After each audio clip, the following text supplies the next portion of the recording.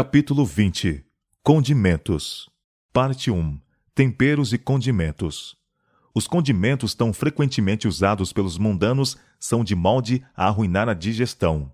Sob a denominação de estimulantes e narcóticos, se acha classificada a grande variedade de artigos que, conquanto usados como comida ou bebida, irritam o estômago, envenenam o sangue e excitam os nervos.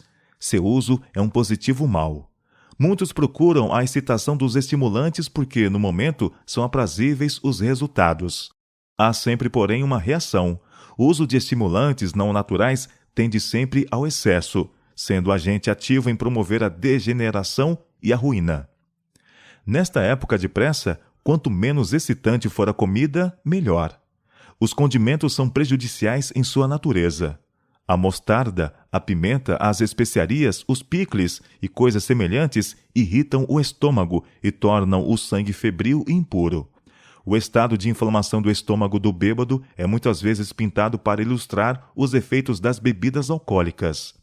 Condição semelhante de inflamação é produzida pelo uso de condimentos irritantes. Dentro em pouco, a comida comum não satisfaz o apetite. O organismo sente necessidade, forte desejo de alguma coisa mais estimulante. Condimentos e especiarias usados no preparo do alimento que vai para a mesa ajuda tanto a digestão como o chá, o café e a bebida supostamente auxiliam o trabalhador a executar sua tarefa. Havendo desaparecido os efeitos imediatos, fazem cair tão abaixo do nível quanto acima deles foram as pessoas elevadas por essas substâncias estimulantes. O organismo é enfraquecido. O sangue é contaminado, sendo inflamação o seguro resultado. Os temperos irritam o estômago e causam desejos mórbidos. Nossas mesas só devem apresentar a comida mais saudável, isenta de toda substância irritante. O forte desejo de tomar bebida alcoólica é estimulada pelo preparo de alimentos condimentados e com especiarias. Isto ocasiona um estado febril no organismo e vem a sede de bebidas aliar-se à irritação. Em minhas amiudadas viagens pelo continente, não frequento restaurantes, carros-restaurantes ou hotéis, pela simples razão de que eu não posso comer o que ali é proporcionado. Os pratos são altamente temperados com sal e pimenta, ocasionando sede quase intolerável. Esses pratos irritariam as delicadas membranas do estômago. Tal é a comida comumente servida nas mesas da moda e dada às crianças. Seu efeito é causar nervosismo e criar uma sede que a água não pode extinguir. O alimento deve ser preparado da maneira mais simples possível, livre de condimentos e especiarias, e mesmo de indevida porção de sal. Muitos têm condescendido tanto com o paladar que, a menos que tenham justamente o alimento exigido pelo mesmo, não encontram prazer nele. Caso lhes sejam postas adiante comidas condimentadas, fazem o estômago trabalhar aplicando-lhe esse causticante açoite, pois esse estômago tem sido tratado de tal modo que não reconhece comida não estimulante. Pratos requintados são postos diante das crianças. Comidas condimentadas, molhos fortes, bolos e pastelarias. Essas comidas altamente temperadas irritam o estômago e ocasionam apetite mórbido quanto a estimulantes ainda mais fortes. Não somente é o apetite tentado pelas comidas não apropriadas, das quais as crianças têm permissão de ingerir abundância às refeições, mas é-lhes permitido ainda comerem entre as refeições. E quando essas crianças chegam aos 12 ou 14 anos, são com frequência positivos dispépticos. Talvez já tenham visto a gravura do estômago de alguém dado à bebida forte. Estado idêntico se produz sob a influência irritante de especiarias causticantes. Com o estômago em tais condições, há um desejo mórbido de alguma coisa mais para satisfazer as exigências do apetite, alguma coisa mais e mais forte. Seu uso, causa de desmaios. Há uma classe que professa crer na verdade, os quais não usam fumo, rapé, chá ou café, e no entanto são culpados de satisfazer o apetite de maneira diferente. Anseiam por carnes altamente temperadas, com molhos fortes, e seu apetite tornou-se tão pervertido que nem mesmo se satisfazem com carne, a menos que seja preparada da maneira mais prejudicial.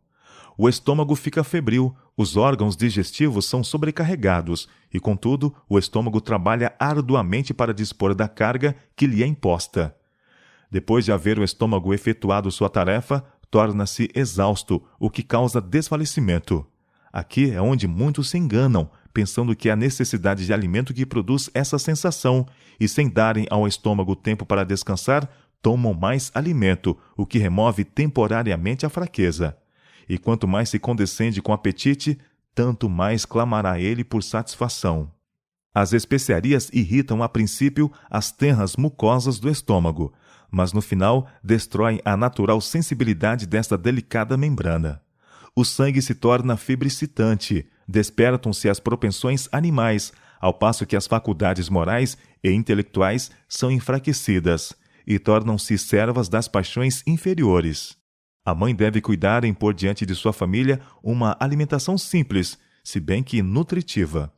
As pessoas que tenham condescendido com apetite para comer livremente carne, molhos altamente condimentados e várias espécies de bolos requintados e conservas não podem, desde logo, ter prazer num regime simples e saudável. Seu paladar está tão pervertido que não tem apetite para seguir um regime saudável de frutas, pão simples e verduras.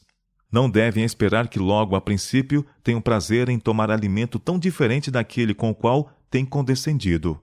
Com toda a preciosa luz que nos tem sido continuamente comunicada nas publicações sobre saúde, não nos podemos permitir viver descuidadamente, numa vida desatenta, comendo e bebendo a nosso bel prazer e condescendendo com o uso de estimulantes, narcóticos e condimentos.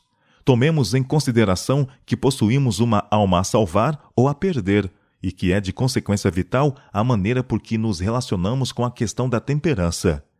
É de grande importância procedermos bem individualmente, tendo compreensão inteligente do que devemos comer e beber e de como nos cumpre viver a fim de conservar a saúde. Todos estamos sendo provados a ver se aceitaremos os princípios da reforma de saúde ou seguimos a direção da condescendência com o próprio eu. Parte 2. Bicarbonato e fermento em pó. O emprego do bicarbonato ou fermento em pó no pão é nocivo e desnecessário. O bicarbonato produz inflamação do estômago, envenenando muitas vezes todo o organismo. Muitas donas de casa julgam não poder fazer bom pão sem empregar o bicarbonato, mas isto é um erro. Se se derem ao incômodo de aprender melhores métodos, seu pão será mais saudável e a um paladar natural, muito mais agradável. Bolachas levedadas com bicarbonato ou fermento em pó nunca devem aparecer quentes na mesa. Tais preparados são impróprios para entrar no estômago. Pão levedado quente de qualquer espécie é de difícil digestão. Broinhas, a um tempo saudável e apetitosas, podem ser feitas com farinha integral, misturadas com água pura, fria e leite. Mas é difícil ensinar a nosso povo simplicidade. Quando recomendamos broinha de farinha integral, nossos amigos dizem: "Oh, sim, sabemos fazê-los." Ficamos muito decepcionados quando elas aparecem, crescidas com fermento em pó ou com leite azedo e bicarbonato. Essas pessoas não dão demonstração de reforma. A farinha integral, misturada com água pura e branda e leite, produz as melhores broinhas que já provamos. Se a água é salobra, empregue-se mais leite fresco ou adicione-se um ovo à massa. As broinhas devem ser inteiramente assadas num forno bem aquecido, com fogo firme. Vejo em minhas viagens famílias inteiras sofrendo doenças em consequência de deficiência na cozinha. Raramente se vê em sua mesa pão saboroso, saudável. Biscoitos amarelos com bicarbonato e pão pesado e pegajoso estão estragando os órgãos digestivos de dezenas de milhares. Alguns não sentem ser dever religioso preparar devidamente o alimento. Daí não buscarem aprender a fazê-lo.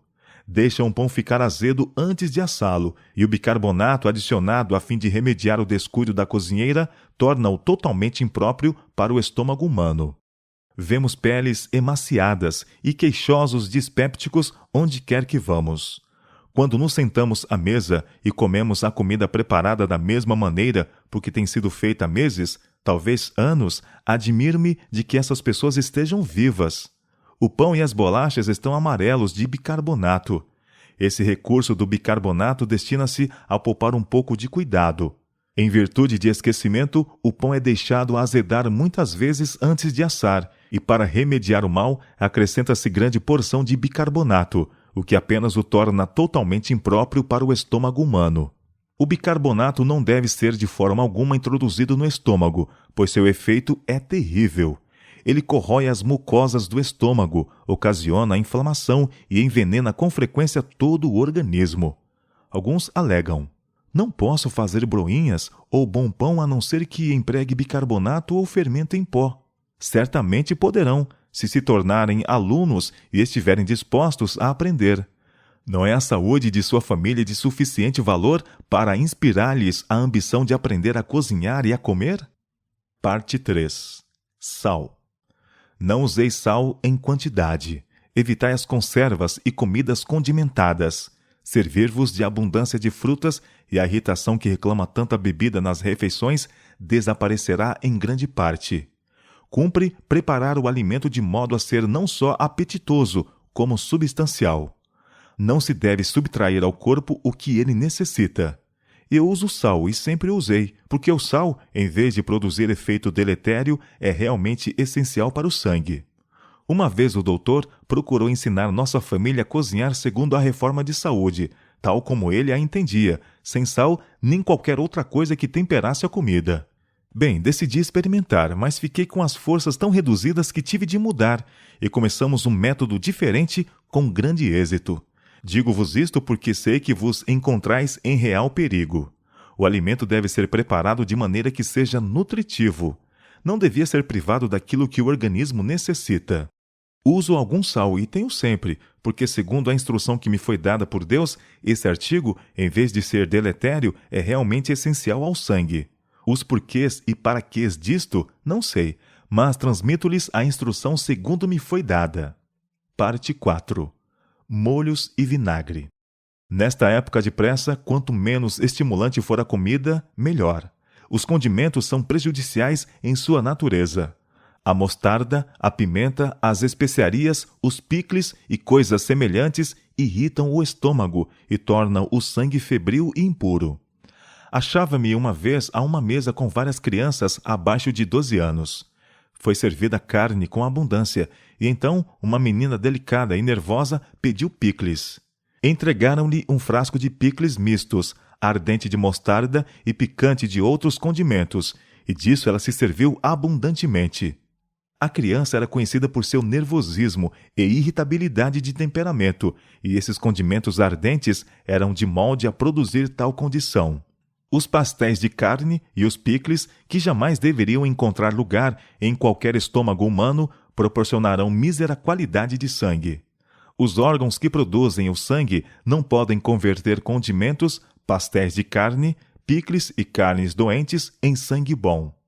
Não useis sal em quantidade. Evitai os picles e comidas condimentadas. Servi-vos de abundância de frutas, e a irritação que requer tanta bebida nas refeições desaparecerá em grande parte. Vinagre. As saladas são preparadas com óleo e vinagre. Há fermentação no estômago, e a comida não é digerida, mas decompõe-se ou apodrece. Em consequência, o sangue não é nutrido, mas fica cheio de impurezas, e surgem perturbações hepáticas e renais.